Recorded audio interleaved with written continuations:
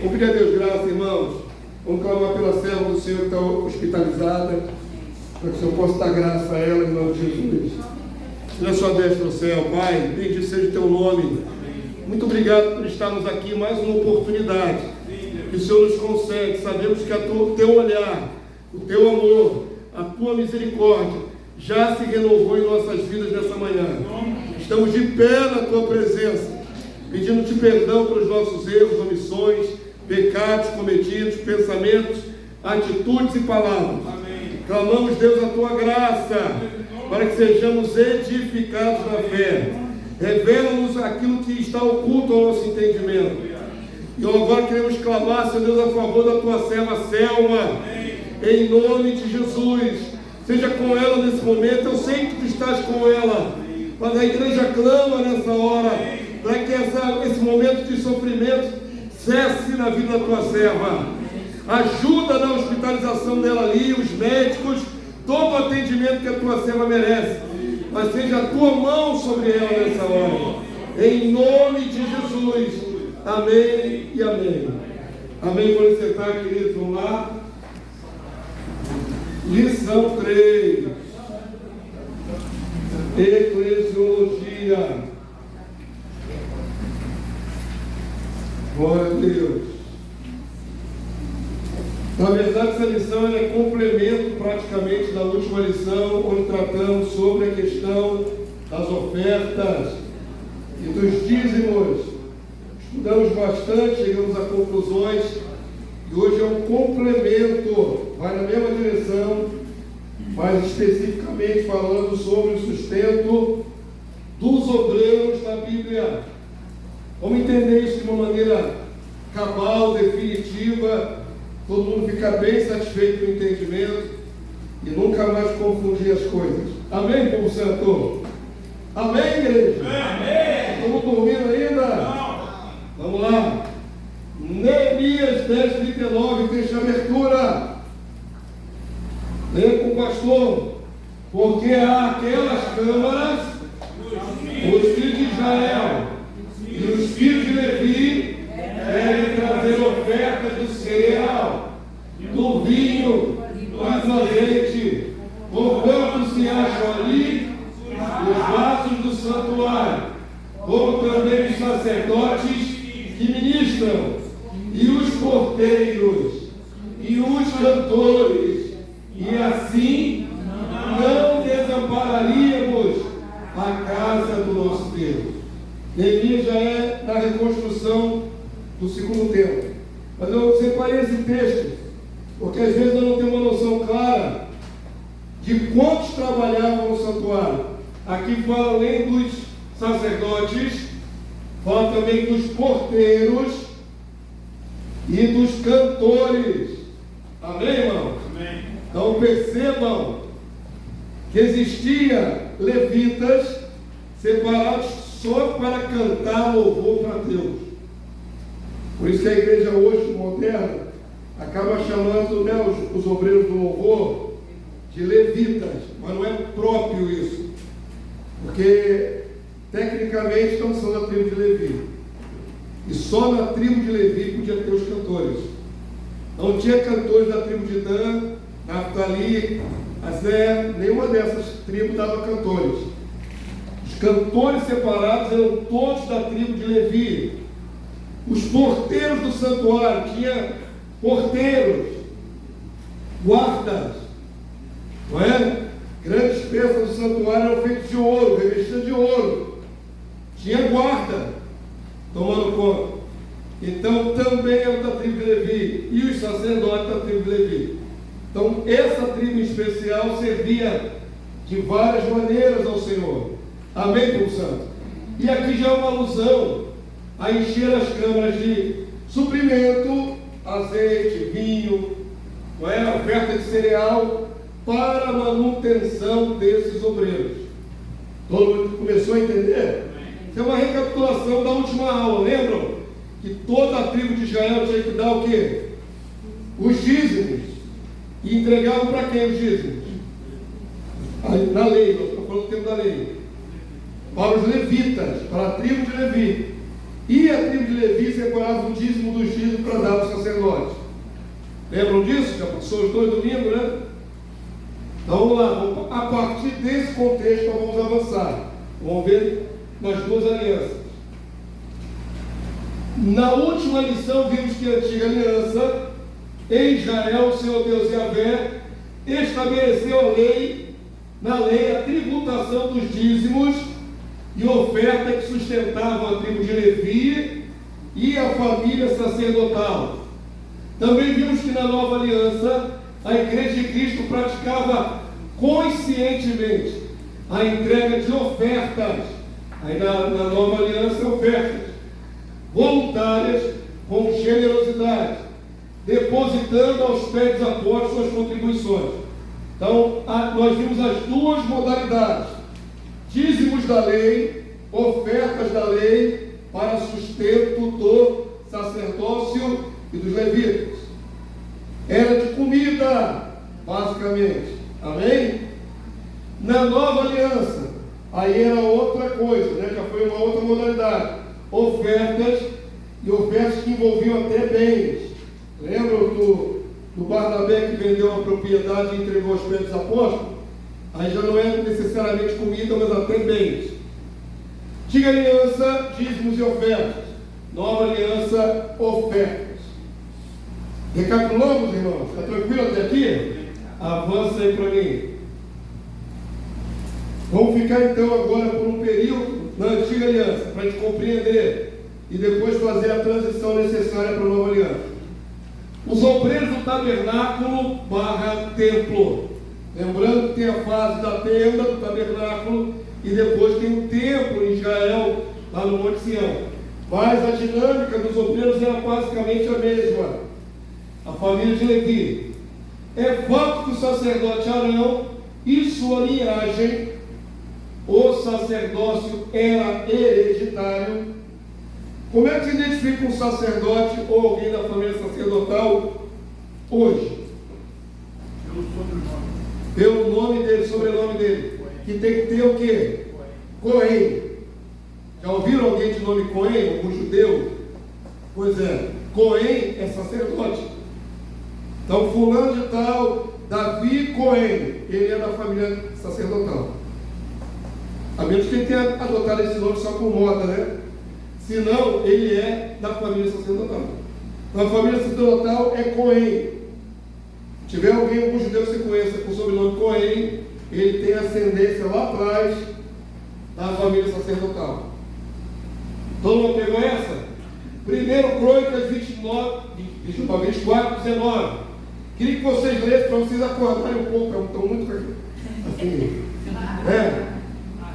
A pressão está um pouco baixa. A pressão está baixa. Vamos ler todos juntos, irmão. Vamos lá. O ofício destes, o seu ministério, era entrar na casa do Senhor, segundo a maneira estabelecida por Arão, seu pai, como o Senhor Deus de Israel lhe ordenara. Então, os sacerdotes e a família sacerdotal, dentro do santuário, trabalhavam na parte interna, e os levitas na parte externa. Amém? Era o ministério deles, como eles ministravam ao Senhor. Então, já temos aí uma característica diferente da nova aliança. Na antiga aliança, uma tribo de 12 foi separada só para trabalhar para Deus. Ok? Ela era exclusiva para isso. Então, por causa disso, os levitas não tinham tempo de plantar, colher, cuidar de gado. Tinham que ser sustentados. Até aqui, todo mundo pegou? É praticamente uma recapitulação da semana passada. Avança aí para mim, filhão. Número 18, 1 a 24, já editei, diminuí o texto, para não ficar massivo demais. Quem quiser ver metade, lê em casa, tá bom? Vamos lá, ler juntos? Disse mais o Senhor a Arão: eis que eu te dei o que foi separado das minhas ofertas. A oferta de Deus, né, Senhor? Com todas as coisas consagradas dos filhos de Israel, dei-as por direito perpétuo, como porção a ti e a teus filhos. Então, nas ofertas tinha uma parte que era do sacerdote, e Deus estabeleceu isso perenemente.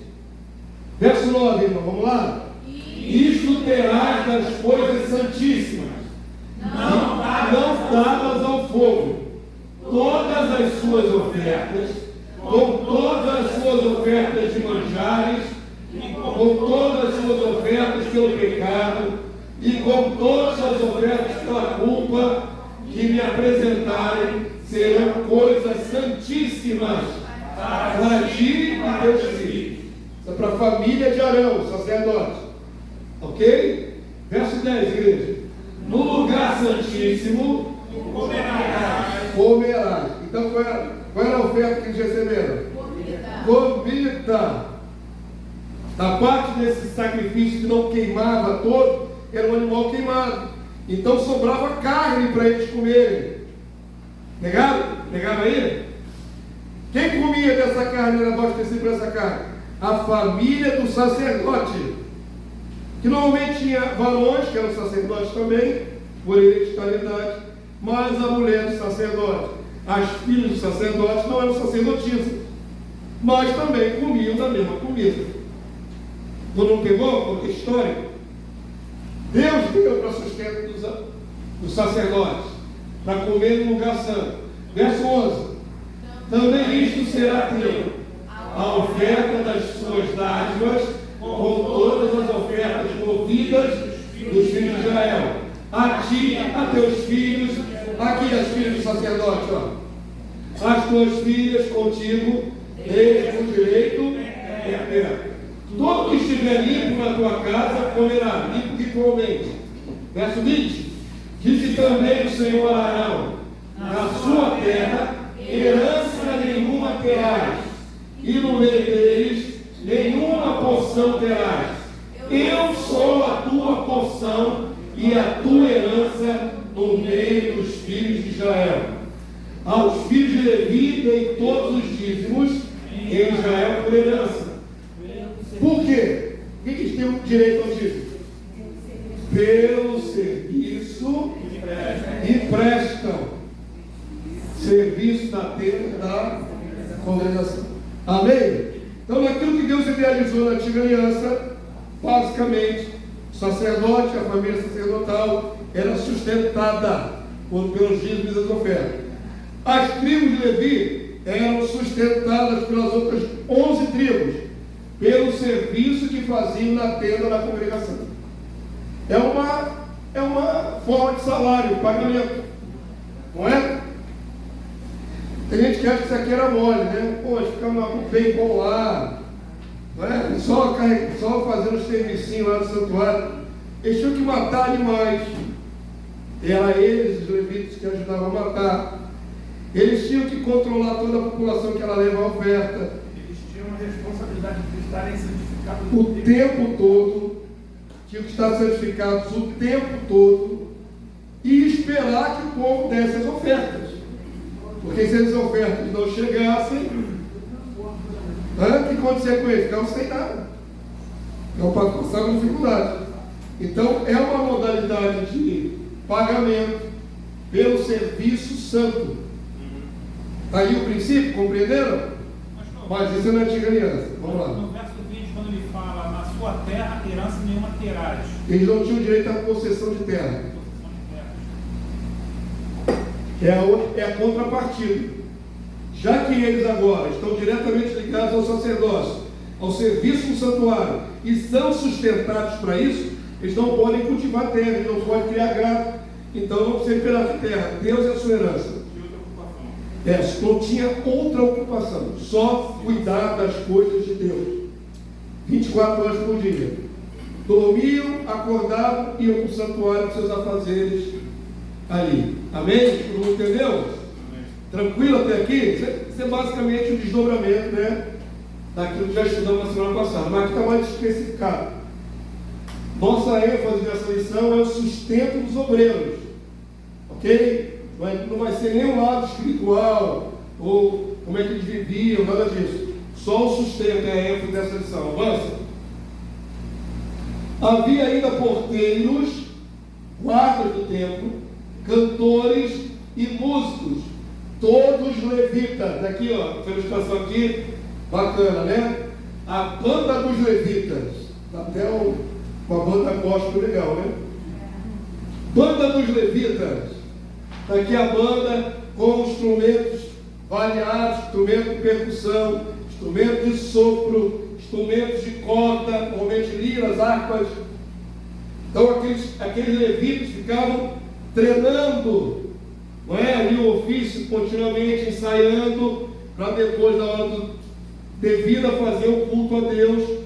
Não tinha essa galera aqui separada para isso. Amém? Todo mundo pegou? 1 Crônicas 9:33, está bem grandão para a igreja toda ali. Vamos lá? Quanto aos cantores, cabeças das famílias, entre os levitas, estavam alojados nas câmaras do templo e eram isentos de outros serviços, porque de dia e de noite estavam ocupados no seu mistério, aquilo que era parte dele, do culto. Amém, amados? Então, por que é impróprio chamar pessoas que cantam no louvor da igreja moderna de Levi? Porque não são da tribo de Levi, e a maioria esmagadora não vive só disso, não é? Se tivéssemos uma pessoa contratada para ficar o dia inteiro tomando conta do louvor, ela poderia fazer o papel, né, de ser sustentada por seu ofício. Teria que viver 24 horas para isso. Mesmo assim consagrado. Sempre consagrado, né? Pode pegar uma pessoa que no meio evangélico acontece isso. Às vezes quer completar uma banda, quer completar um grupo de louvor, contrata um músico incrédulo. Existe isso no meio evangélico. Aí bota o camarada para cantar louvor para Deus, o cara nem crê naquilo que está ali entoando. Existe essa distorção. Tinha que ser, o pastor Manuel salientou, tinha que ser consagrado. Mas na igreja moderna é muito difícil, só se for um ministro de louvor. Uma pessoa que você separa para organizar. Normalmente quem tem isso é a igreja grande. Igreja com bastante recurso. Aí vai lá e paga o ministro de louvor para ele ver só disso. Amém? Mas aqui estamos ainda na antiga aliança. Eu queria que vocês vissem que tinham outras modalidades de serviço além da família sacerdotal. Não pegou? Ele devia ser um barato no ano passado aqui, um monte de cantores lá louvando a Deus o dia inteiro. Avança aí para mim. No entanto, eu vou dar uma cutucada aqui, irmão. Tem que dar uma cutucada. Me vem na mente que está cutucada. Olha que ministro de louvor e cantores para o Senhor tem desde 3.000 anos atrás. Mas não tem ministério de dança. Só para dar essa cutucadinha, tá? Não tem ministério. Eu sei que é bonito. Eu já tive aqui jovens que dançavam, mas não tem ministério de dança, não existe na Bíblia. No entanto, com o passar dos anos, Israel enfraqueceu espiritualmente e apostatou de Deus Yahvé, idolatrando falsos deuses, incorrendo em maldição, se afastando dos princípios da lei. Foi passando o tempo, Deus estabeleceu tudo lá, né, no deserto, mas já na terra da promessa, passaram-se alguns séculos, Israel começou a desviar, a enfraquecer, a apostatar para Baal. Isso tudo vai influenciar no culto a Deus, vai influenciar no sustento dos obreiros do culto, e todos os obreiros levitas dependiam de Israel. Isso vai influenciar muito. Então eles começaram a se afastar e abandonaram as ofertas direcionadas ao sustento dos sacerdotes e levitas. Quando voltaram do cativeiro, no castigo de 70 anos na Babilônia, os obreiros haviam se dispersado e sobreviviam de outras maneiras. Vamos lá, vou explicar isso, então vamos ler o texto. Começou tudo muito bonitinho, família de Arão, consagrada, os levitas trabalhando ali no santuário, as ofertas do povo vinham para sustentar os obreiros, perfeito.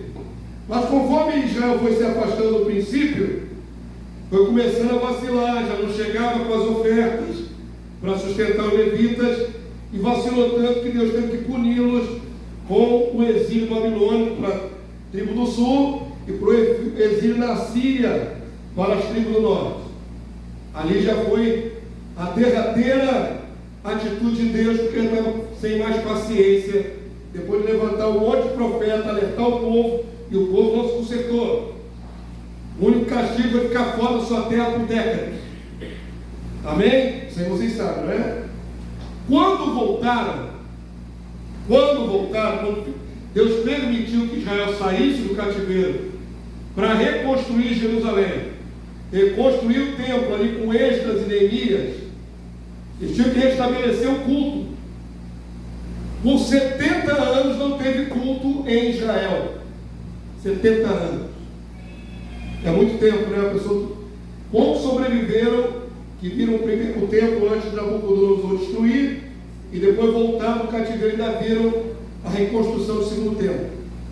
Poucos, mas existiram, está na sua vida que existe. 70 anos sem culto, pelo menos não no lugar devido.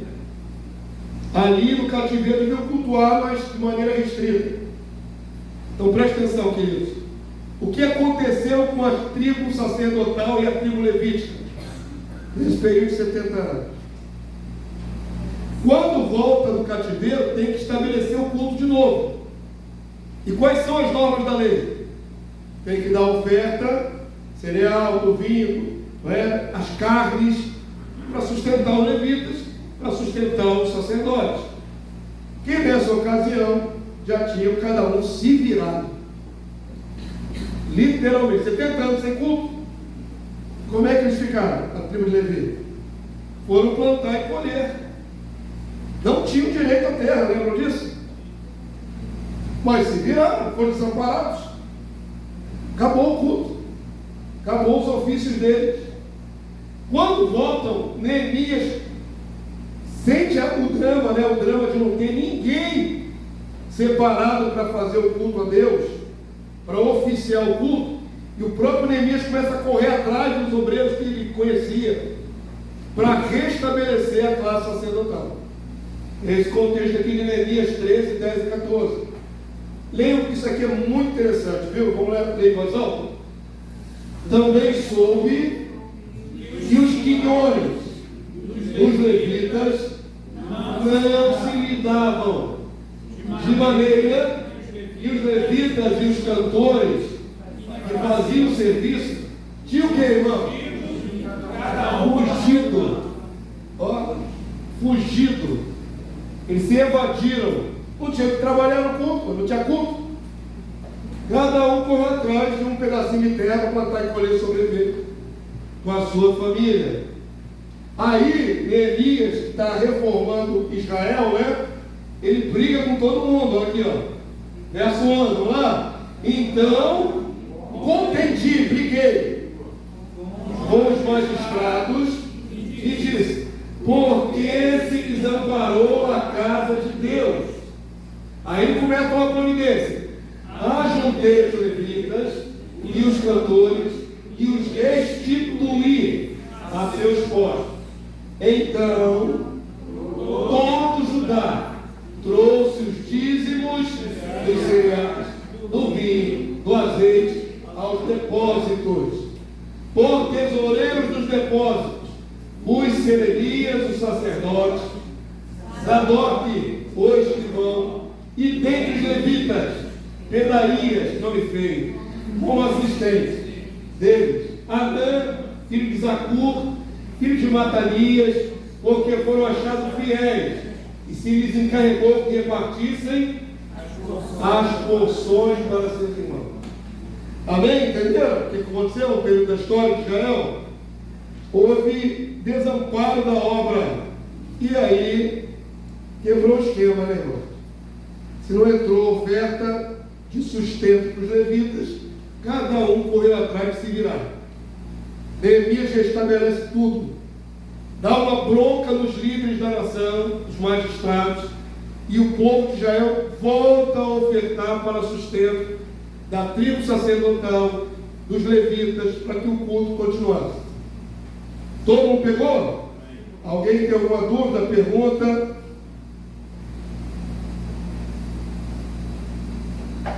Pelo silêncio, acho que todo mundo entendeu. Avança aí para mim. Era estabelecido que os levitas obreiros do templo estavam isentos de qualquer tributação para os governantes. Esdras 7:24.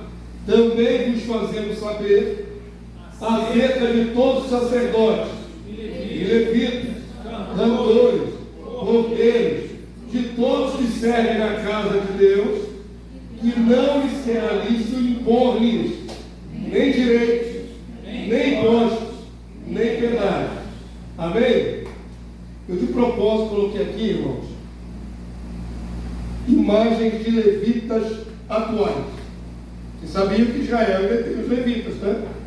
E só não tem o templo. Mas a família dos levitas existem. Aqui é uma imagem dos levitas que estão ali ensaiando para o terceiro templo. Esses levitas aqui são originais mesmo da sangue, né, dos levitas do passado. Isso aqui é uma foto do Instituto do Templo lá em Israel.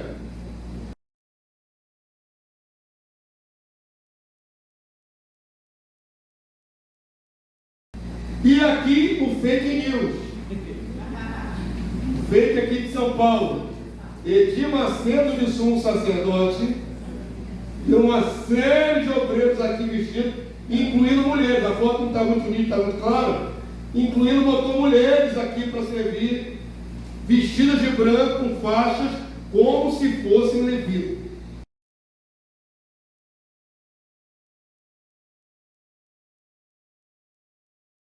Isso aqui é verdadeiro. Isso aqui é fake do diabo. Falso, falso, completamente falso. Isso aqui é caça-níquel. Só isso. Isso aqui é só esquema. Teatro. Tem irmão que vai lá em São Paulo, quer conhecer o templo de Salomão. Toma vergonha na cara. Que templo de Salomão? Templo do Edir Macedo, não é de Salomão. Templo de Salomão. Eu quero ir lá fazer turismo lá. Tem irmão que vai lá fazer turismo, vai lá conhecer o templo de Salomão. Aquilo ali é uma apostasia, aquilo ali é um engano, irmão.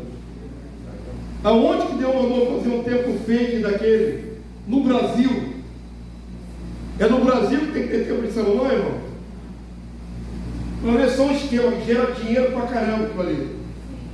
Só esquema. E aí o sem vergonha não tem nem. Tem um disputor de botar mulheres levitas. Por quê, meu Deus? Oh, meu Deus do céu. É triste a situação do evangelho. Evangélico brasileiro é muito triste. Principalmente no meio neopentecostal. É um vale tudo. É um vale tudo horroroso. Onde tudo que está na Bíblia é pretexto. Tudo que está na Bíblia é pretexto. É a fase que você já conhece, fica batendo uma arena aqui, o cachorro morto, né? Avança aí para mim. Isso aqui não é levita. Não é levita nem aqui, nem no quinto dos infernos. Você não sabe a raiva que me dá. Eu me controlo. Sabe por quê? O justo paga pelo pecador. Diante da sociedade, todo pastor é esquemista, é ladrão. É isso. A gente acaba levando a pecha, né? Por causa de um bando de mercenários. E aí generaliza, é igual o motorista de táxi. Todo mundo acha que o motorista de táxi rouba nas tarifas. Você não pode generalizar, tem gente boa e gente ruim. Mas como eles estão na mídia, acabou descontaminando a consciência de todos. Pastor, isso aí é uma questão de, por exemplo, produções que são falsas e que usam a palavra de Deus para desviar o povo. A pessoa que está lá, às vezes com sinceridade, que muitos estão bem abertos os olhos e sai de lá. Sai dela, ela por dentro. Entendeu? Então, nosso lamentável é que essa arapuca pega muita gente. Há muitos anos atrás. É na casa dos milhares e milhões. Há muitos anos atrás, quando eu ouvia a palavra de Deus, são impérios. São impérios. Impérios financeiros. Como a Igreja Católica fez seu império na história, como as igrejas americanas fizeram seus ministérios gospels, o Brasil só imita. É uma cultura herdada de malandros, estelionatários. É estelionato, viu, irmãos? Esse tipo de evangelho é estelionato. E pastor, a gente sabe que eles visam dinheiro, né? Mas se, por exemplo, algum cristão quiser ver um templo assim, ou até mesmo um tabernáculo, no sentido não de idolatrar, mas tipo assim, como se fosse voltar no tempo e ver como que era. Sim. Entende? Nesse olhar assim, entende? Um olhar só para ver uma coisa histórica. Entende? Pois é, mas eu acredito que é melhor você ver.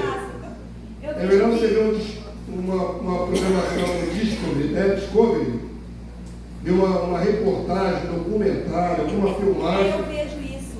Melhor, para você enxergar como é que era o tempo, tudo mais. Hoje existe na internet um monte de opções, até de computação gráfica. Estou falando daqueles que vão lá e se admiram do santuário. É grande, é imenso, uma coisa colossal. E vão lá por causa disso, para admirar santuário e estrutura. Aí é o erro. Aí é idolatria. Está idolatrando homens, está idolatrando um templo que Deus não mandou fazer, uma cópia da Bíblia. Então, tem um aspecto espiritual muito, muito severo. Eu uma vez entrei numa igreja dessa só para curiosidade. Aqui na esquina, aqui, irmão. Eu falei, nunca fui nesse culto, quero ver qual é.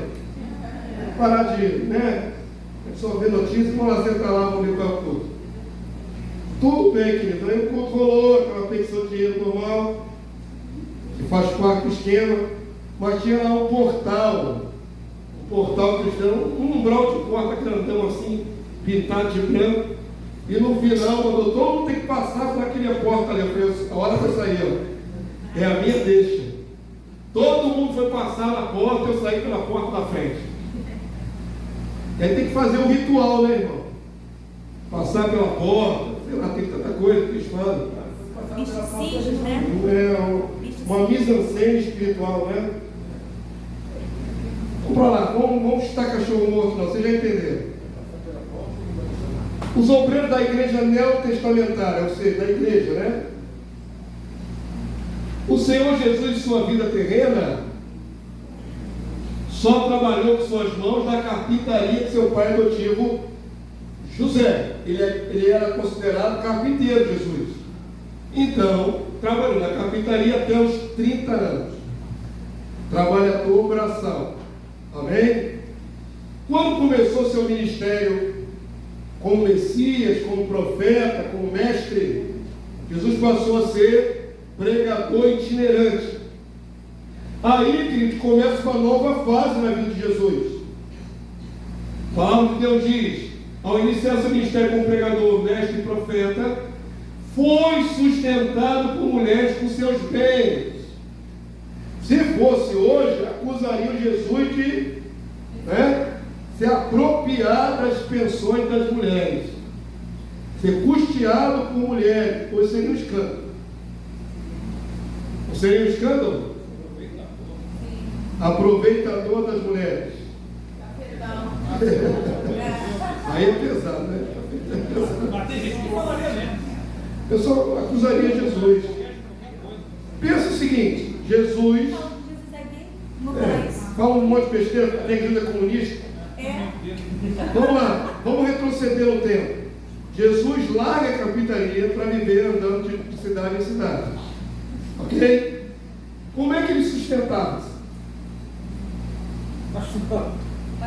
Ele nunca pensa essas coisas, né? Vida prática, vida real. Tem um ser na internet Que diz que não chegava de praia, né? o pastor era rico porque era carpinteiro, fazia os trabalhos desde pequenininho, vendia.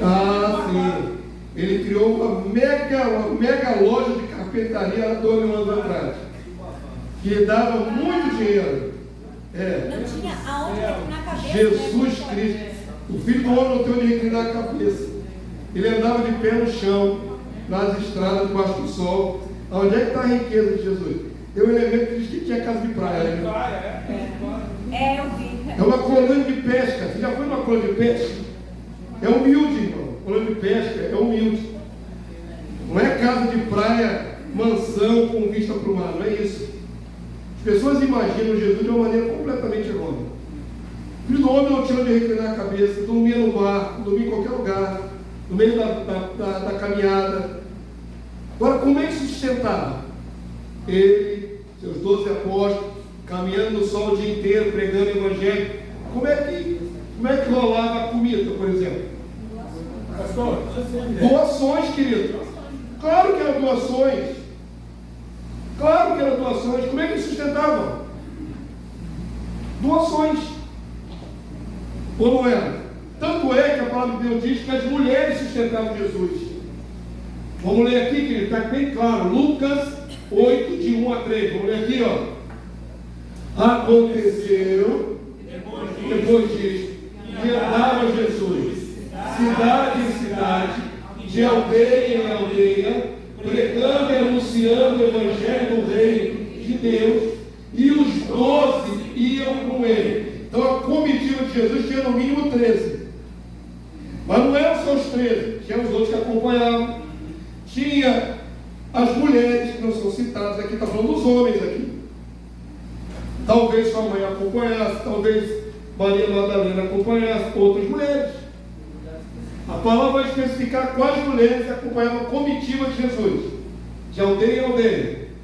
E também algumas mulheres, não diz que eram muitas, que haviam sido curadas de espírito maligno. Aqui é uma inferência direta a Maria Madalena, do qual saíram 7 demônios. E de enfermidades. Maria, chamada Madalena, saiu os espíritos imundos, da qual saíram 7 demônios. Toda vez que fala Maria Madalena, tem um ateiozinho. Saiu 7 demônios. Saiu 7 demônios. Vai ficar bem claro que ela estava endemoniada antes, né?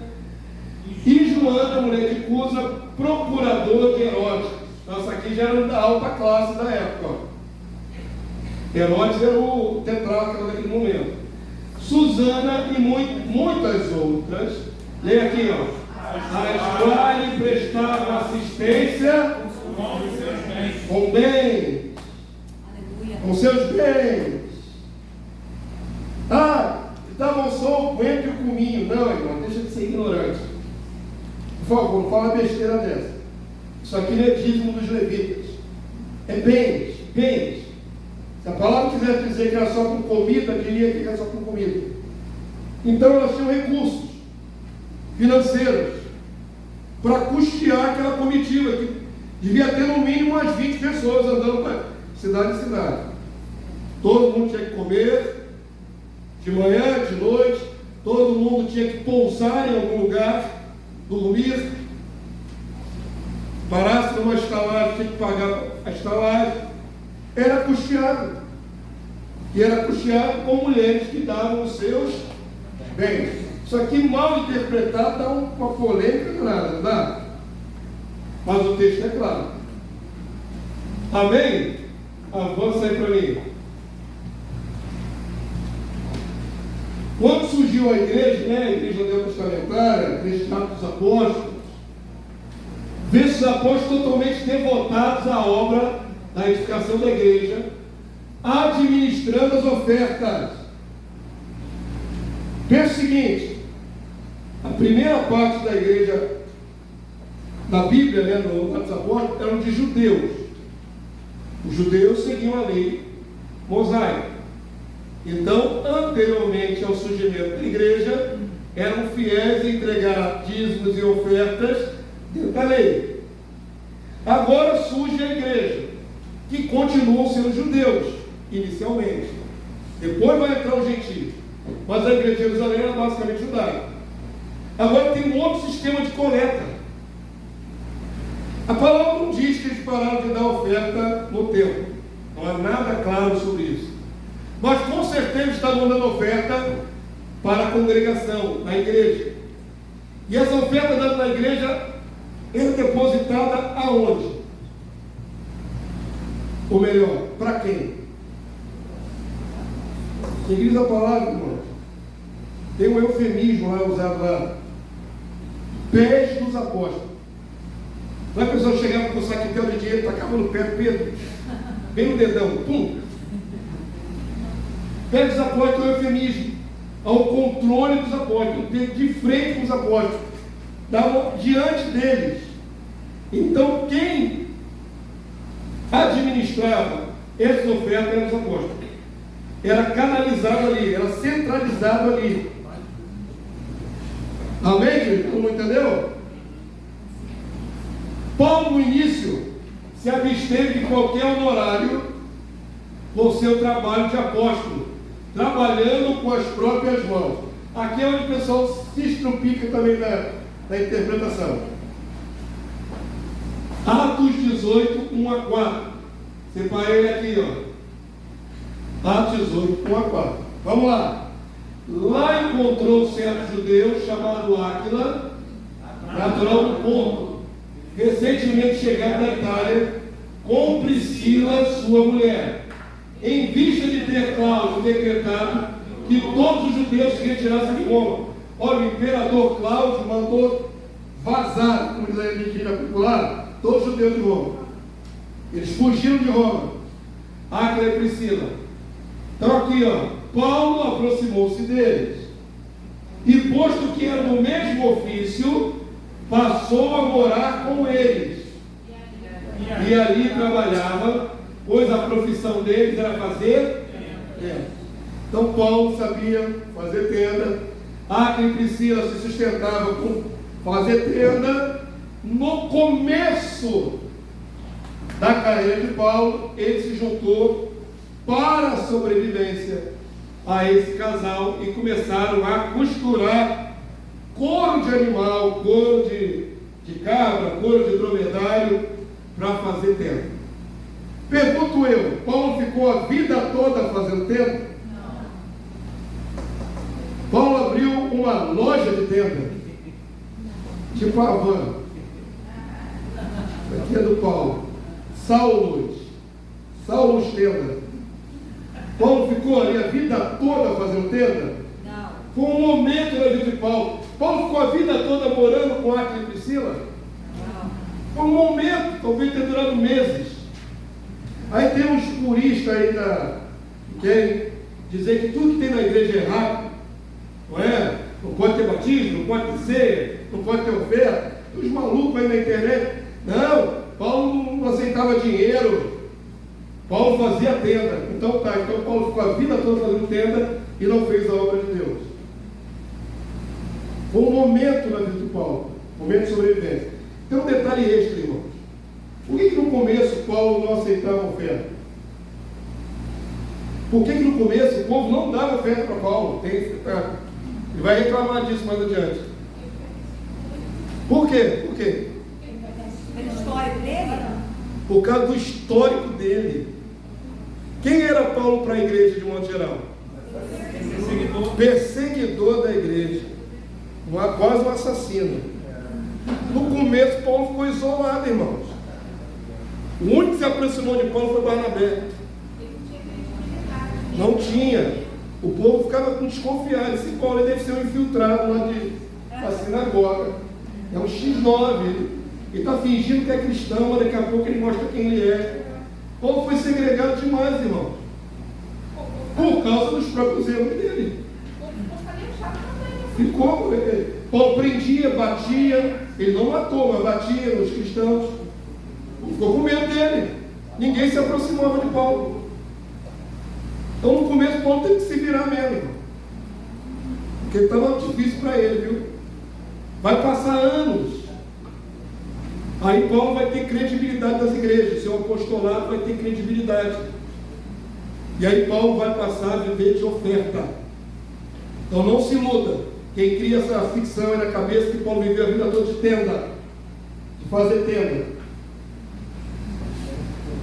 Olha só, ele trabalhava com as próprias mãos, porém deixou claro que era uma opção pessoal, já que o princípio bíblico assegurava o direito do obreiro do seu sustento. Paulo cita a orientação do Senhor para os seus apóstolos. Avance aí para mim. Lembrando que o apóstolo Paulo consultava Jesus diretamente, lembra? Só ele teve esse privilégio. Os outros apóstolos creram em Jesus e andaram com Jesus enquanto homem, antes de subir ao céu, se transformar, né, no Senhor sentado à direita, era esse que convive dos apóstolos com Jesus, homem, cheio do Santo Espírito, mas homem. Paulo não. Jesus já tinha subido ao céu, mas de vez em quando Jesus se materializava para Paulo e conversava com Paulo.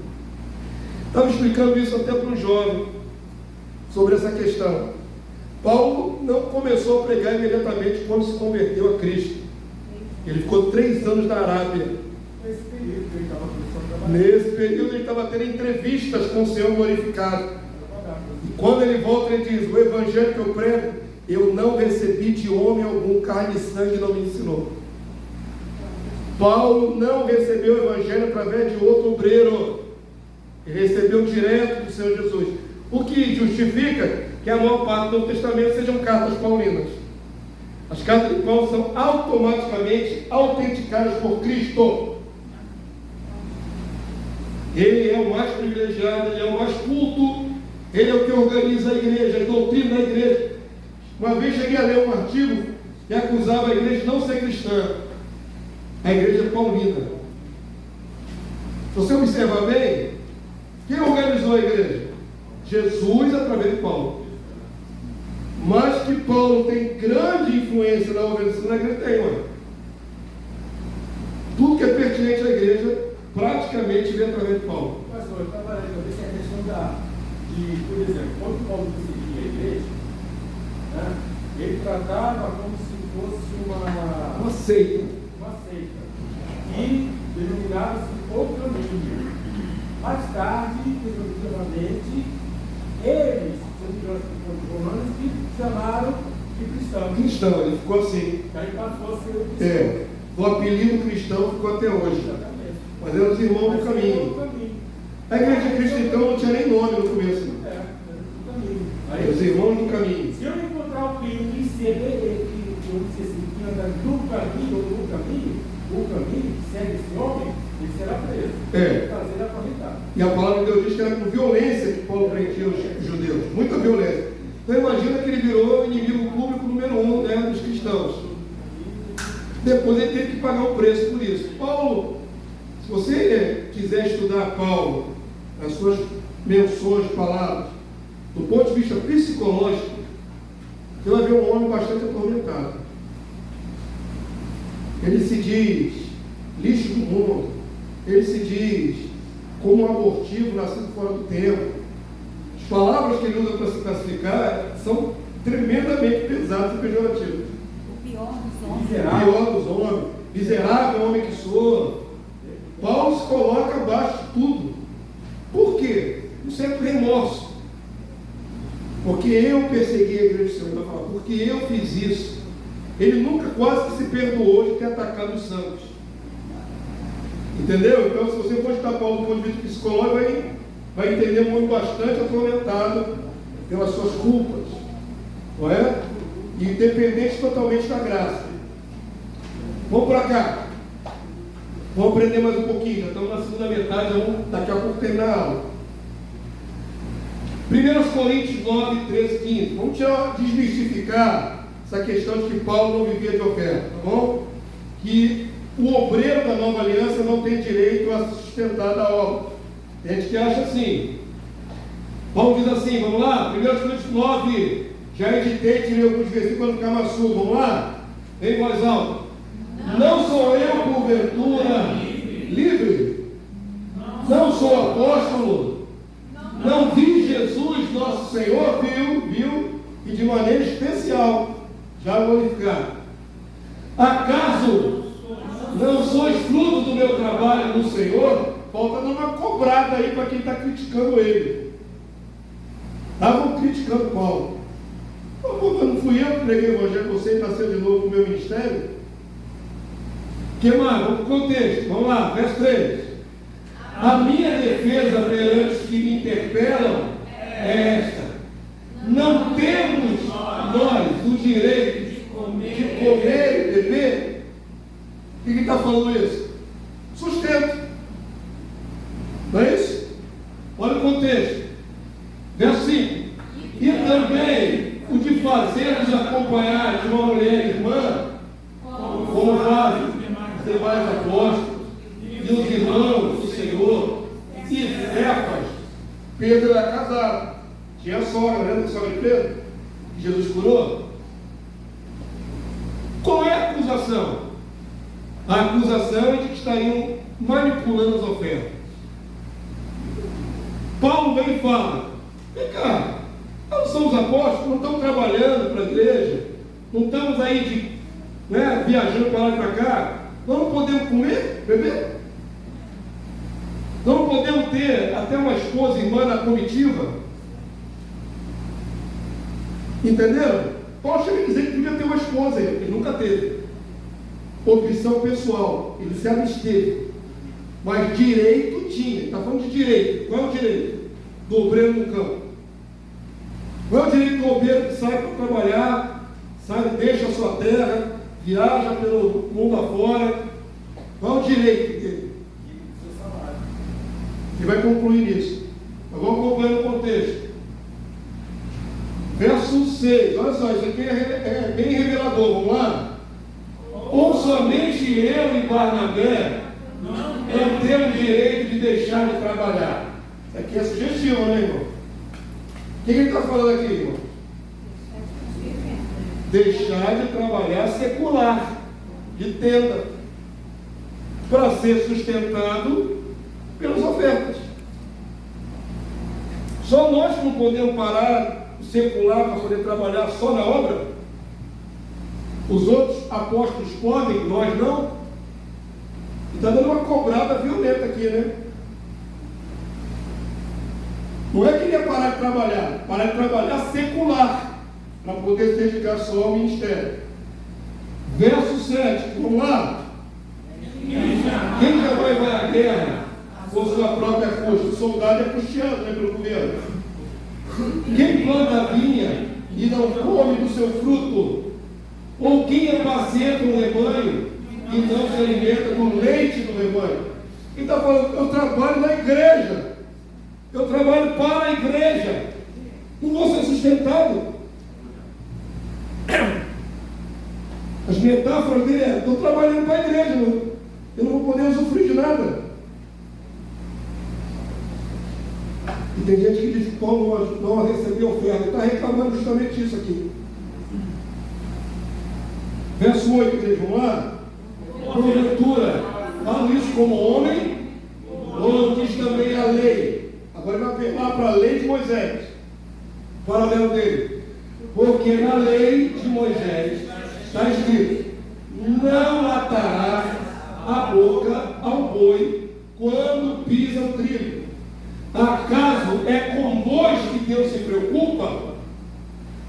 Quer dizer, o camarada que trabalha não tem que se alimentar? Se Deus se preocupa mais com boi do que com homem? Avança aí para mim, filhão. Tem mais, verso 10. Mesmo discurso. Ou é seguramente por nós que ele diz: certo que é por nós que está escrito, pois o que lavra cumpre fazê-lo com esperança. O que pisa o trigo, faça-o na esperança de receber a parte que lhe é devida. Verso 11. Se nós vos semeamos as coisas espirituais, será muito recolher-vos bens materiais, de vós bens materiais. Pergunta retórica para a igreja raciocinar e fixar isso para sempre na sua mente. Se os obreiros de Deus, tá certo, edificam a igreja com palavras que enriquecem a fé da igreja, deixa eu explicar esse enriquece, okay? Para ninguém achar que está falando de dinheiro só. Qual é o papel do mensageiro, do obreiro, diante da igreja? O que vocês lucram em ouvir o obreiro, o mensageiro da igreja? Qual é o lucro de vocês? Conhecimento. O que mais? Edificação do quê? Da fé. Não é edificação da fé? E quando você está abastecido de conhecimento e edificado na sua fé, Qual é o núcleo espiritual que você obtém?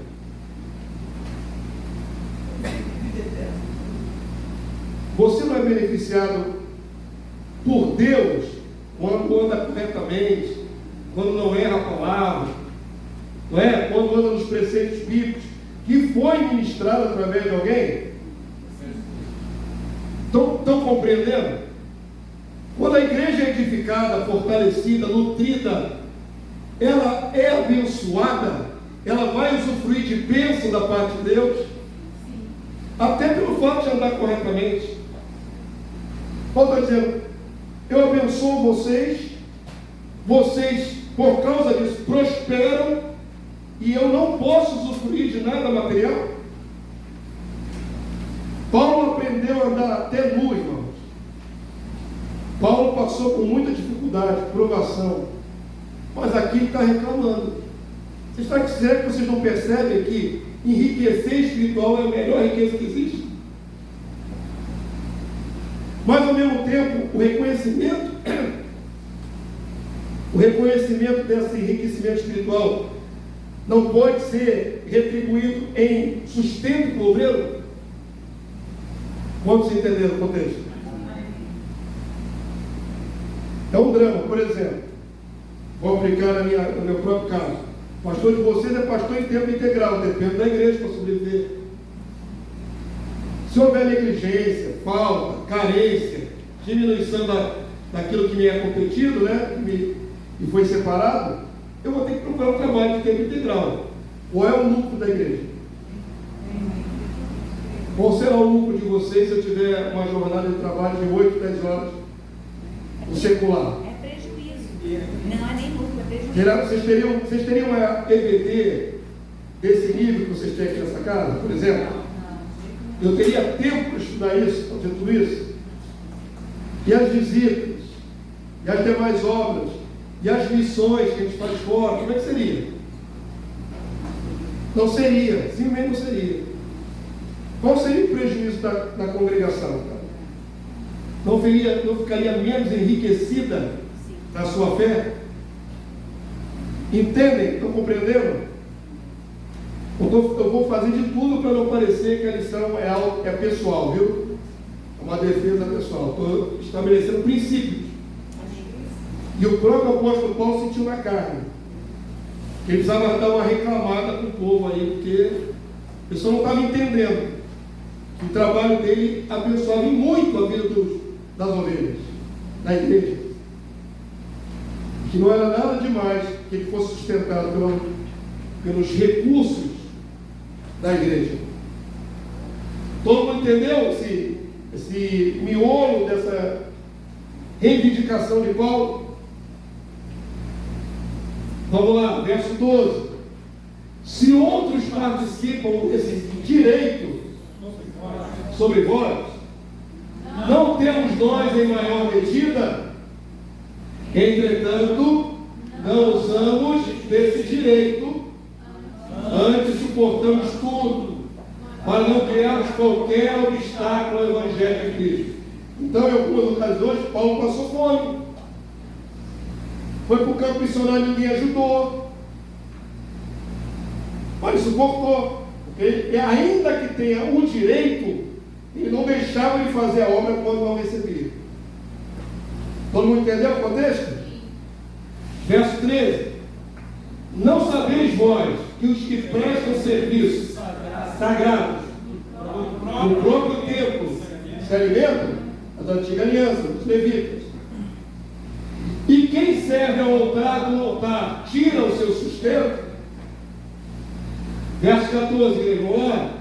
Assim ordenou o Senhor. Agora Paulo revela a ordem para o Novo Testamento. Ele partiu do exemplo da antiga aliança com os levitas. Na igreja agora não tem mais levitas. Levita é tipo de Levi. Amém? Não tem mais sacerdote da aliança de Arão. A igreja agora é outra configuração. Mas ele sai daqui e aplica para a igreja. Vamos lá? Assim ordenou também o Senhor aos que pregam o Evangelho, que vivam o Evangelho. Amém, queridos? Eu sei que há inúmeras distorções disso aqui. Viver do Evangelho é uma coisa, enriquecimento ilícito é outra, é o outro extremo, não é? A gente conhece aí os apóstolos da modernidade que tem fazendas, cabeça de gado, tudo baseado no dinheiro que extorquiram das ovelhas. Pois é. Mas o sustento básico de quem vive do Evangelho. Vou dar um exemplo. Na Igreja Batista tem uma estrutura em que cada igreja é autônoma. Apesar de formarem uma denominação só, na Igreja Batista não tem aquela canalização dos recursos das igrejas para um presbitério, para um apostolado ou bispado. Cada igreja tem seu esquema. Na Igreja Assembleia de Deus, não. Todo recurso amealhado na igreja local tem que ser levado para uma sede. E da sede é redistribuído de volta segundo a necessidade. Assim é a Assembleia de Deus, assim é a Paz e Vida, assim é a Igreja de Vida Nova, Comunidade Evangélica, Videira. O dinheiro é todo canalizado para um bispado. Eles vão gerenciar e trazer de volta para suas pequenas igrejas, congregações. Na Igreja Batista não é assim. A Igreja Batista, cada igreja é autônoma. Daquilo que amealha dentro da igreja, arrecada, ela mesma gerencia. Ok? Então, cada uma delas é separada. Tem igreja mais simplesinha, mais pobrinha. Tem igreja mais cheia, né? Em número, vai ter mais recursos. E assim funciona. E as grandes ajudam as pequenas, inclusive. As grandes ajudam as pequenas, tem sistema de apoio. É o contrário, grande é pequeno. Aí é voluntário. E para fazer as missões na Igreja Batista, porque tem que colocar uma família no campo missionário, aí existem organismos ali dentro da Igreja Batista que gerenciam ofertas direcionadas só para o campo missionário. São missões urbanas, nacionais e mundiais. Não é? Então até missões urbanas são financiadas também por esse tipo de recurso, que é gerenciado por um organismo dentro da própria entidade batista. Entenderam? Então o dinheiro é distribuído assim. Mas há um consenso na Igreja Batista de que o pastor local ele tem um mínimo de condições de trabalhar. Então, por exemplo, todo mundo quer a visita do pastor na sua casa. Não é isso? Mas como é que vai ser essa visita? E se for de madrugada, uma ocorrência para socorrer uma ovelha, pastor tem que ter carro, irmão? Não necessariamente, ele pode fazer tudo isso de ônibus. Mas pode pagar o Uber.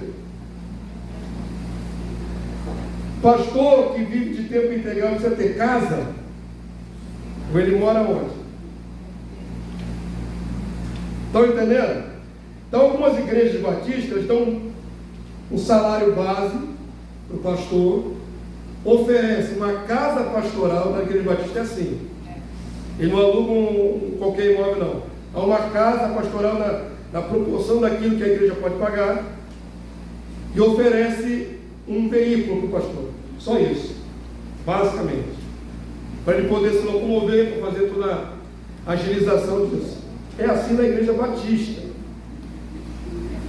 Então, normalmente na Igreja Batista não tem, pelo menos em média, mega pastores super ricos. Não tem, em média. Não podemos generalizar, né? Confundir. Existem pastores obreiros que trabalham com salário básico, com uma casinha comum, não mansão, e são sustentados assim dessa maneira.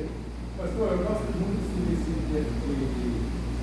de Efésios, mas segundo texto, onde ele fala que, né, até o livro aqui, ele mesmo concedeu um para os apóstolos, outro para profetas, outro para evangelistas e outro para pastores e mestres. Agora veja, com vista ao aperfeiçoamento dos santos, para o desempenho do seu Cristo, para a edificação do corpo de Cristo, exatamente aquilo que a presença do pastor. Os 5 ministérios para a edificação do corpo de Cristo. Aqui está a visão entra na questão de dizer assim, no enriquecimento de Deus. Isso, não tem enriquecimento aí previsto. Um crescimento espiritual para levar a congregação do povo de Deus a um caminho reto, seguro, para no final alcançar a vida eterna. E esses que são separados para viver assim integralmente da obra, como é que eles são sustentados? Entenderam? Missão, por exemplo, nós fizemos agora missão em Porto Alegre, pelo qual nós devemos até orar, porque a coisa está grave lá. Fizemos missão em Porto Alegre. Como é que nós fomos para lá? Como é que voltamos? Como é que nos sustentamos? Para a sua informação, eu vou esclarecer. Aqui a gente fala tudo aqui, o pastor é síndico aqui, de condomínio, conta tudo. Normalmente é feito levantamento de oferta entre os irmãos, dos grupos da internet e tudo mais, para o traslado, para comprar passagem. Quanto é uma passagem daqui para lá? Depende para onde a gente vai. Essa cotização também ajuda, por exemplo, no traslado.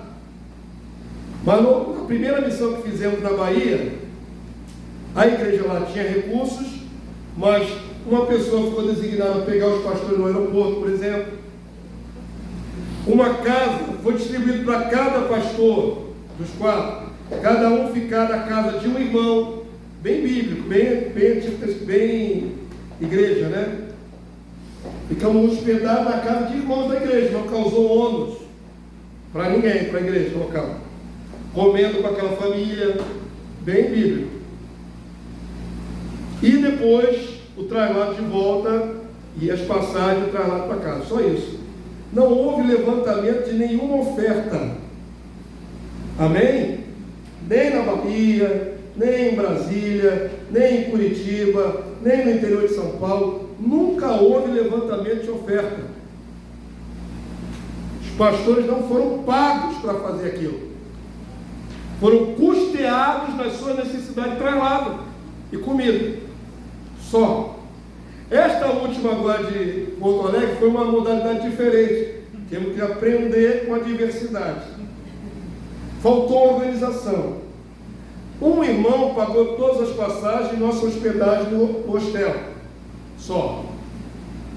Mas não houve suporte financeiro para comida, por exemplo. Por nós também a gente pagou.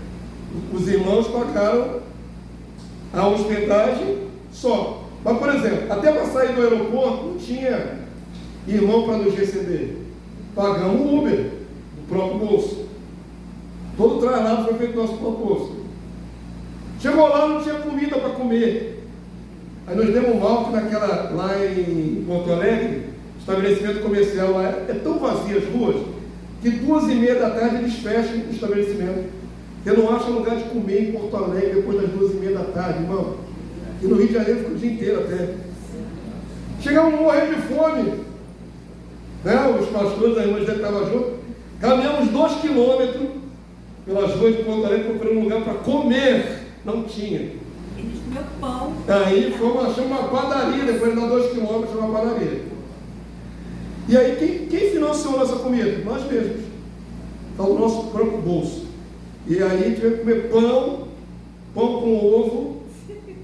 E eu comi um risole e uma coxinha está estragada. A minha coxinha está estragada. A primeira mordida não deu ruim. Falei, está azedo. Cheguei, não estava bom. Mas no aeroporto não, né? Não, coxinha do aeroporto é cara. Coxinha da padaria depois de 2 quilômetros andando. Em suma, você ter uma noção. Depois tivemos que fazer compra do próprio recurso para poder fazer o café da manhã no dia seguinte, e assim foi. Essa foi completamente diferente das outras. Lá no estabelecimento onde ministramos o Evangelho, na quadra, não tinha água para beber. Nem uma torneira sequer.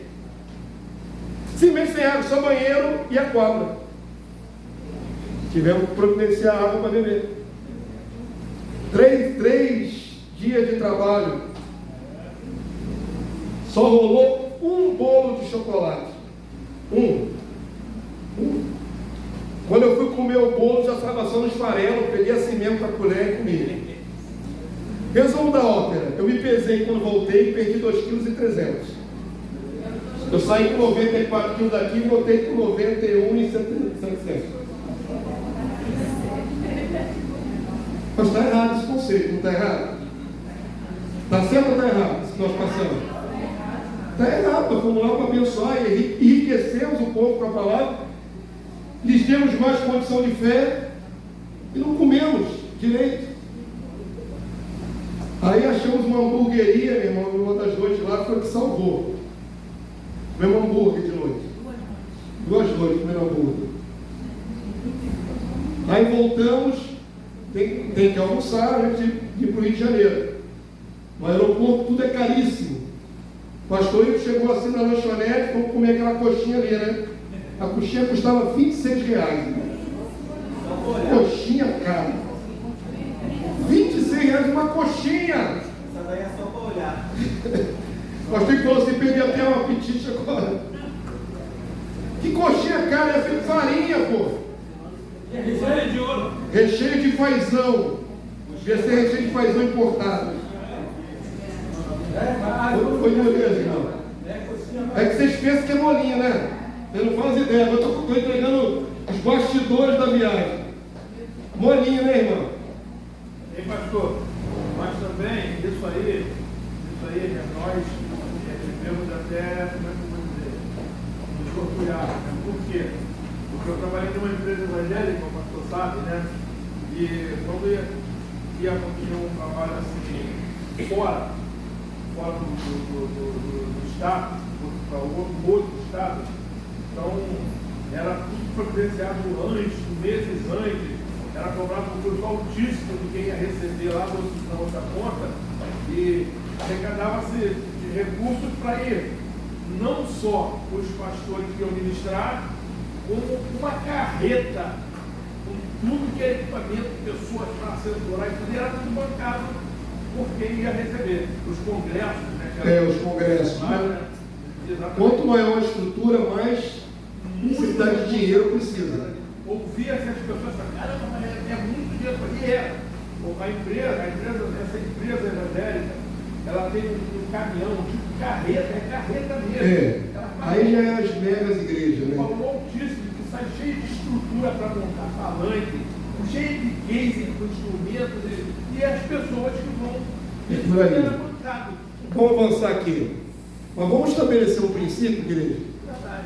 Vocês acham correto os pastores irem e financiarem seu próprio alimento? A gente já está gastando a nossa vida também, né? Se ele tivesse vindo uma semana depois, estaria agarrado lá até agora, porque não tem mais voo para cá. Tem a nossa vida, tem, né, a nossa família que fica para cá. Então eu vou sugerir o seguinte, quando tivermos eventos assim, missionários, que a igreja ajude missionariamente também. Correto? Eu acho que é justo. Quem quiser, não tem nada específico.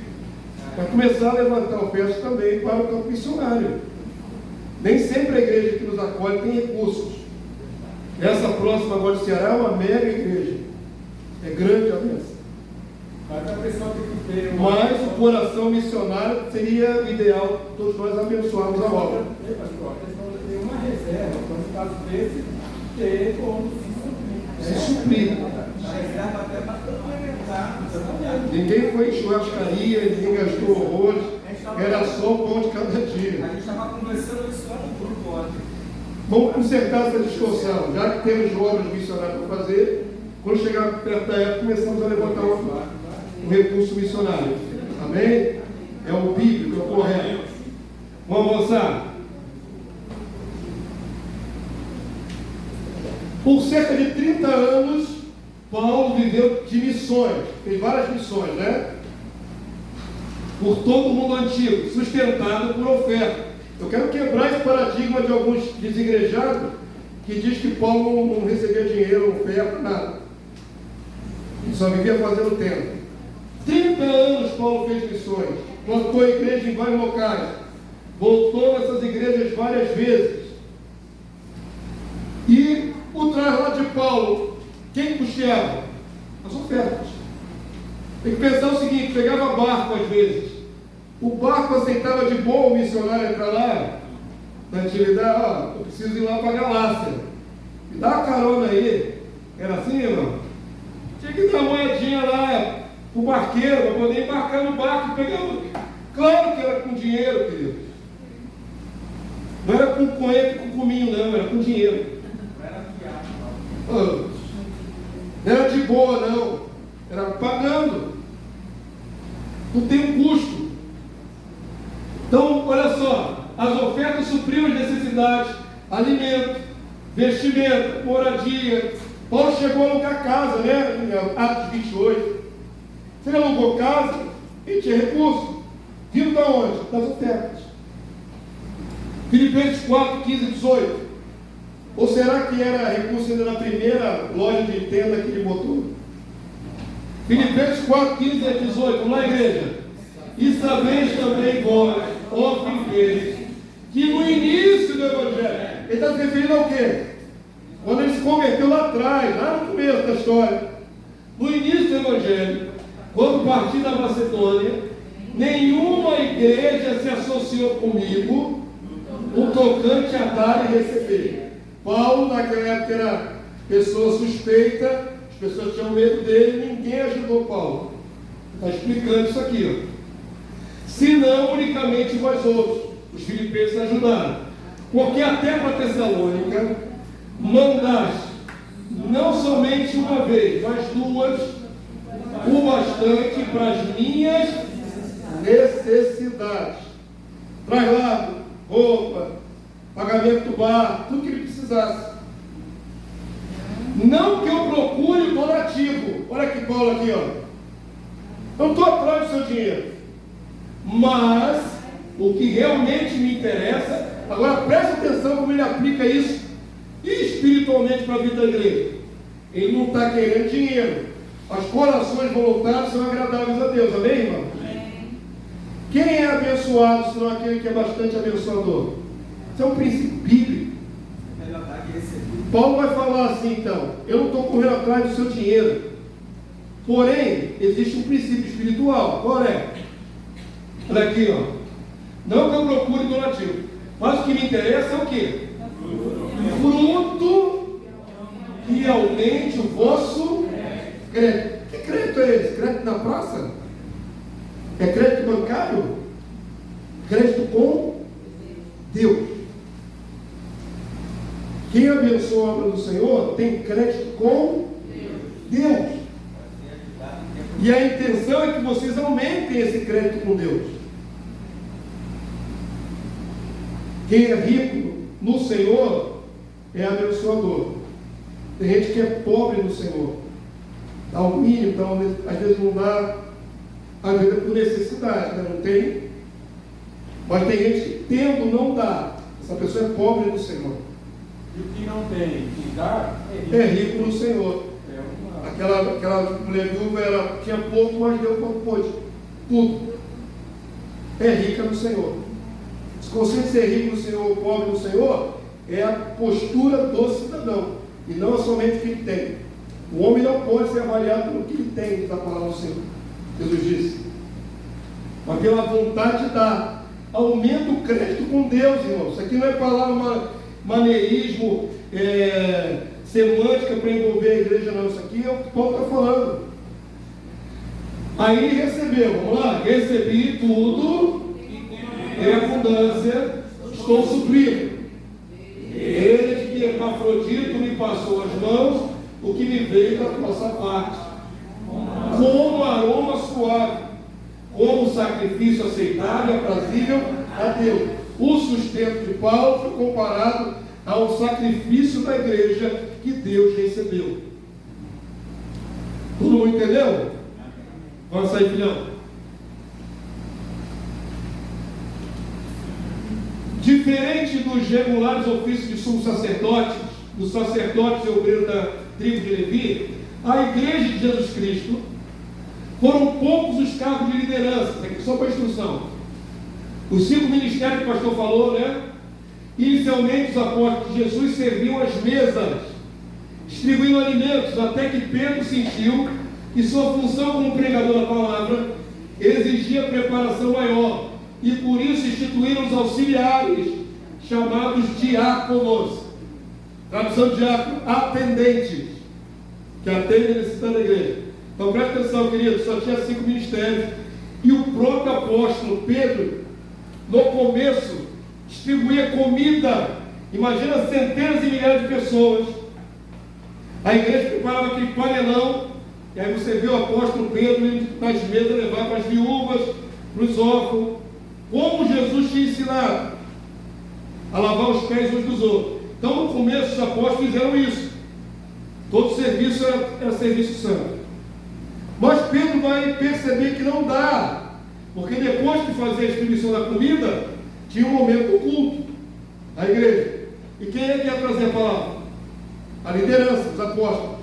Se eles ficassem o dia inteiro distribuindo comida, quem ia parar para orar, para se preparar para ler um texto, para poder dar à igreja? Quem? Então sobrecarregou os apóstolos. E aí instituíram os diáconos. Ok? Ora, naqueles dias, multiplicando-se o número dos discípulos, houve murmuração dos helenistas contra os hebreus, porque as viúvas deles estavam sendo esquecidas da distribuição diária. Era comida separada para todo mundo na igreja que não tinha. Então os 12 convocaram a comunidade, os discípulos, e disseram: não é razoável que nós abandonemos a palavra de Deus para servir as mesas. Mas, irmãos, escolhei dentre vós 7 homens de boa reputação, cheios do espírito de sabedoria, aos quais encarregaremos desse serviço. E quanto a nós, os apóstolos, nós nos consagraremos à oração e ao ministério da palavra. Então os apóstolos pararam do serviço prático e começaram a se dedicar só para o espiritual. Todo mundo entendeu? Avança aí para mim. Para isso existia. Há um princípio aí, né? A pessoa quer que o pastor faça tudo, já que ele é o assalariado da igreja. O pastor tem que ser porteiro, o pastor tem que ser carregar a água. Bobear, tem gente aqui que acha que tem que até limpar o chão da igreja. E quem vai estudar para dar a você da melhor palavra possível? Entenderam? Qualquer um pode fazer essas outras funções. Qualquer um pode subir a púlpito e entregar uma palavra divina, uma palavra direcionada, inerrante, qualquer um. Não estou puxando o braço para a minha sardinha, não. Estou explicando as medidas, pegando as distâncias. Vamos falar dos gananciosos. A liderança constituída das primeiras congregações das igrejas eram bispos e presbíteros, e os diáconos ou diaconisas. Os únicos cargos que tinha na igreja eram esses: igreja cristã, neotestamentária. Bispo ou presbítero, diácono, diaconisa. Só. Quem inventou os outros cargos da igreja foi a igreja católica. Arcebispo, cardeal, não sei mais o que, isso é invenção da igreja católica. Hierarquizou outros cargos. Na igreja primitiva só tinha 2 cargos: bispos, ou presbítero, ou guia, e diácono. 2 cargos somente. Todo mundo entendeu? Bíblia, Filipenses 1:1. Vamos ler em voz alta, igreja. Estamos chegando no final. Paulo Timóteo, servo de Cristo Jesus, a todos os santos em Cristo Jesus, inclusive bispos e diáconos. E Filipe. Na igreja de Filipe tinha quantos cargos? 2. Bispos e diáconos. Amém? Só. Não tinha outros cargos. Tanto o bispo quanto o diácono precisavam preencher pré-requisitos de conduta. Um dos pré-requisitos de conduta para ser bispo, um líder e diácono, é esse aqui, um dos aspectos: não cobiçosos, de sorte da ganância, conservando o ministério da fé com consciência limpa. Não pode ser o camarada que é doido por dinheiro. Amém? Isso é um pré-requisito para ser bispo, ou pastor, ou diácono. Infelizmente, o que nós vemos hoje é lideranças que se movem por causa de dinheiro. Avança aí para mim. Sustento dos pastores guias. Além da designação bispo, quer dizer supervisor, presbítero, quer dizer ancião, os líderes das igrejas são chamados pastores, guias, mensageiros. Hebreus 13:17.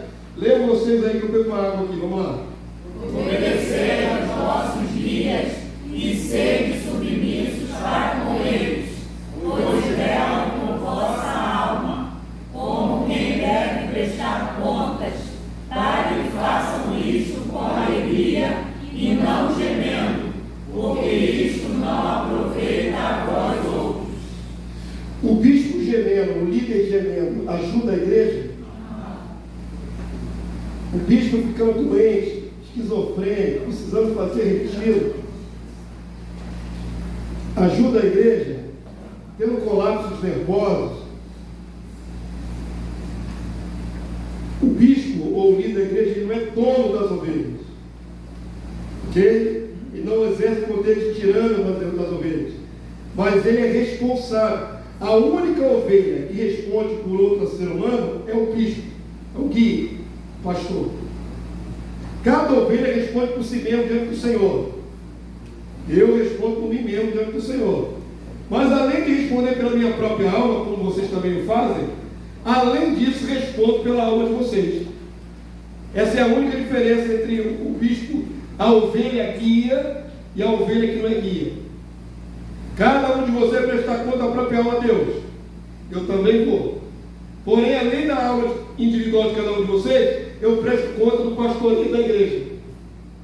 E vou ser cobrado por isso.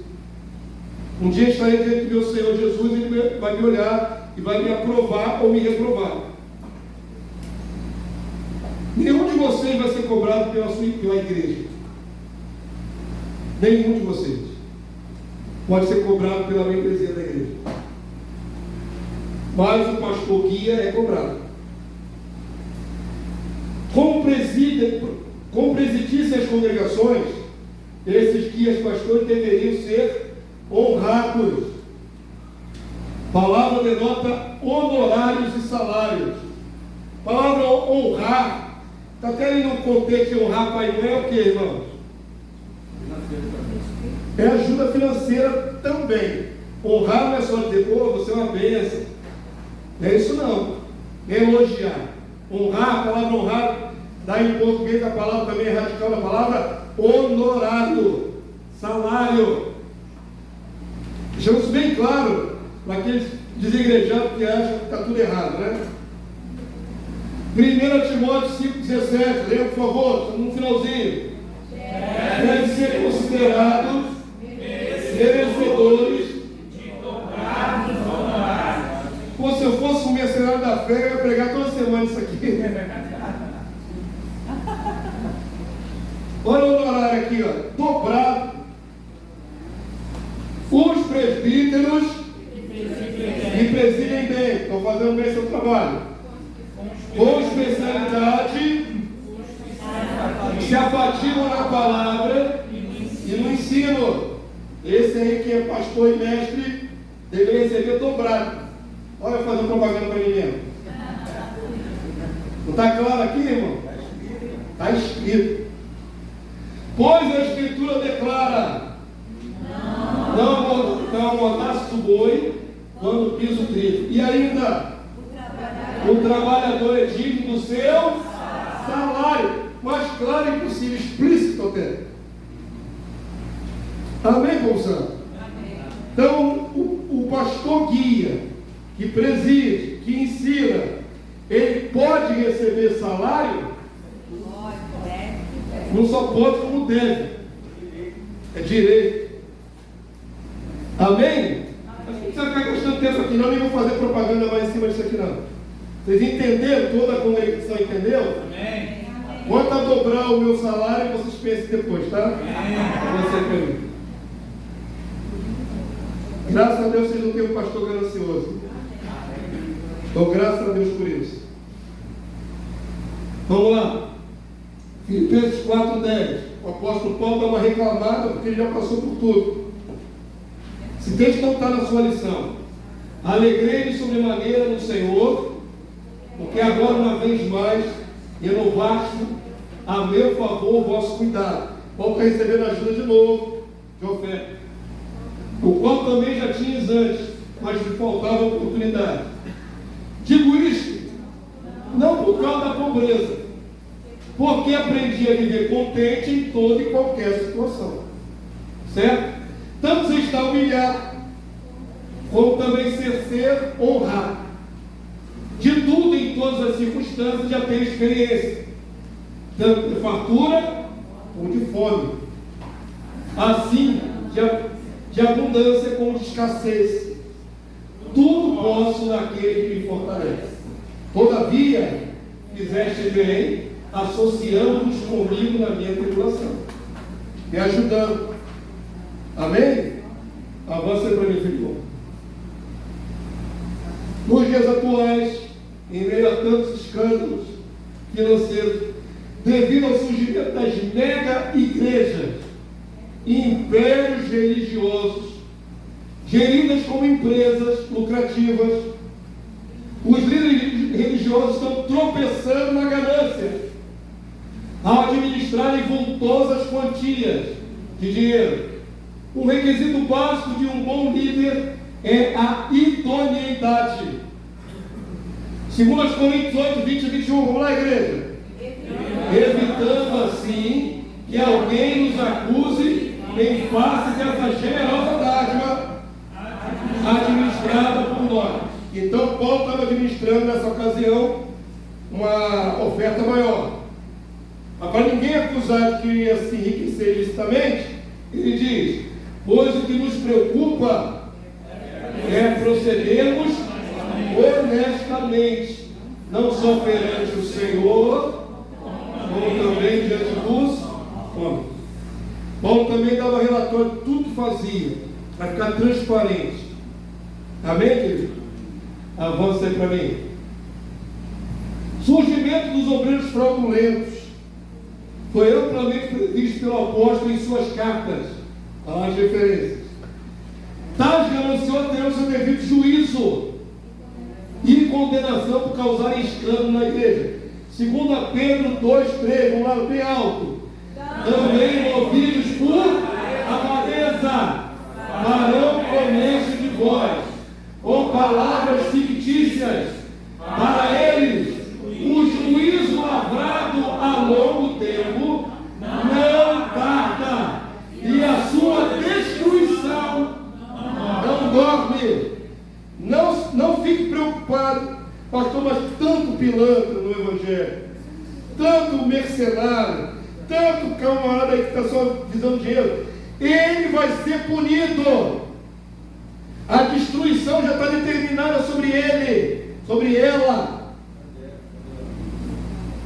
Não acha que ele está se dando bem, não, ele está se dando mal. Ele está desviando o dinheiro do povo santo, ele está se enriquecendo ilicitamente, ele está debaixo desta condenação. Todo mundo entendeu? Botei aqui, ó, a listagem dos cantores gospel, quanto eles cobram para ir na igreja. Valdemar de Campos, 15 mil reais. Alda Célia, 20 mil, e aí vai. Quem está pedindo mais aqui, deixa eu ver. Aline Barros, 60 conto. Diante do trono, 250 mil. Mas aí é aquilo que o varão falou ali. Tem toda uma estrutura, caminhões para levar palco. Olha quanto sai. Dá aqui um ranking, tá aí. Quem quiser procurar na internet. Avança para mim. Agora isso aqui é uma preciosidade. Esse filme é antigo. Solta o dedo aí, filho. Solta o dedo, filho aí. No mês de dezembro, Deus vai lhe dar muito. Mas tudo que Ele lhe der, você vai separar. Não interessa ser muito, ser pouco. Você vai ser fiel. Você vai tirar 30% e falar: Senhor, representando a Santíssima Trindade, Pai, o Filho e o Espírito Santo. Agora não é o dízimo, é o trízimo. Em o nome da Trindade, 10% para o Espírito Santo, 10% para o Pai e 10% para o Filho. Só faltou oração. O que você não ouviu que eu falo antes da hora? Ele falou que recebeu de Deus a direção. Triste, né? Isso é estelionato mediante fraude. Artigo 171 do Código Penal brasileiro. E o feijão, pastor, lembra? O feijão foi o ápice da apelação. Eu bem lembrado do feijão. Na época da Covid, todas as caixas, os caça-níqueis dele ficou fechado. Começou a acumular dívida. E está até hoje respondendo processo, porque cada casa dessa que ele abre é um custo. E normalmente ele coloca em nome de laranjas. Não tem nada no nome dele. Sabe por que a polícia não pode pegar ele? Não tem nada no nome dele. É tudo no nome das ovelhas. São laranjas. Como ele não pagou os aluguéis de muitos santuários que ficaram 1 ano e meio fechados pela Covid, está debaixo de processo. Mas sem vergonha, para não ficar sem dinheiro, ele lançou o feijãozinho mágico. No auge da Covid, ele chegou com os feijãozinhos, com uma oferta módica de R$1.000. E no feijão, o camarada, naquela época, o Ministério Público Federal foi em cima dele, porque ele estava atrelando o feijãozinho mágico à cura da Covid. Aí é curanderismo. É uma obra de iniquidade em cima da outra. Mas não tem escrúpulo nenhum, vendeu feijãozinho mágico por R$1.000. Um grãozinho de feijão por R$1.000. E a gente nota, né, que além disso, né, o ensino dele, na verdade, não é muito ensino. É mais... É uma manipulação. É mais voltado para milagre, né? E não o ensino mesmo. E aí da o palavra. povo se alimenta disso. É. Por que ele tem tanto cliente? Porque tem um monte de gente que tem também essa modalidade não profunda de compromisso com Deus, é só uma campanha de alguns dias e cada um por si. Então, por causa desses obreiros fraudulentos, todo mundo é taxado de ladrão. E aí os bons obreiros são rotulados também de maus obreiros. Mas esse absurdo aí é um dos muitos exemplos que tem no meio evangélico brasileiro. No meio evangélico americano também fizeram muito comércio. A Igreja Católica, ao longo de muito tempo, fez muito comércio. E assim a palavra se cumpre. Mas existem os bons obreiros que vão ouvir do Senhor a aprovação e vão botar a coroa na cabeça. Eu espero que está entre eles. 1 Pedro 5,1. Rogo, pois, aos presbíteros que há entre vós, eu, presbítero como eles, e testemunha dos sofrimentos de Cristo, e ainda co-participante da glória que há de ser revelada, pastorear o rebanho de Deus que há entre vós, não por constrangimento, mas espontaneamente, como Deus quer, nem por sorte da ganância, mas de boa vontade, nem como dominadores dos que vos foram confiados. Eu só tomo conta do rebanho, eu não sou dono de alma nenhuma. Antes, tornando-vos modelo do rebanho, da igreja. Ora, logo que o Supremo Pastor Jesus se manifestar, recebereis a inacessível coroa da glória. Isso aqui é um conselho para os verdadeiros obreiros. Amém, povo santo? Então, a igreja foi instruída, tiramos as dúvidas sobre essa questão da manutenção e da sustento dos obreiros. Lembra aquele finalzinho ali, lembrei de um detalhe. Uma pessoa próxima a mim me contou o seguinte, que ele conhece um padre. Pensa em padre, você pensa em pessoas que se devotaram, né, por vocação. Ele conheceu um padre que não tinha vocação para ser padre. Ele só estava ali porque era um serviço que ele sabia fazer. Padre carreirista. Assim como tem padre carreirista, tem pastores carreiristas, que não tem o menor chamado para estar ali cuidando de alma, mas está ali porque é uma maneira rentável de ganhar dinheiro. Então existem os maus obreiros e os bons obreiros. Amém? Aos bons, honrem. Aos maus, rejeitem. Simples assim. Vamos ficar de pé, terminamos a aula de hoje. Estão instruídos. Não vai ser mais levantado em pregação de culto de noite. Estão instruídos. Amém, povo santo? Então vamos para nossas casas, logo mais à noite. Santa Ceia do Senhor.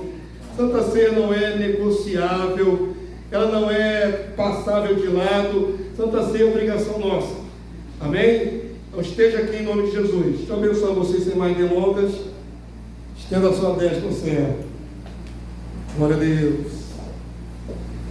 Santo Deus, nós te louvamos por essa manhã na tua presença, em que fomos instruídos pela tua palavra. A tua palavra é inerrante, ela não tem erros, nem contradições.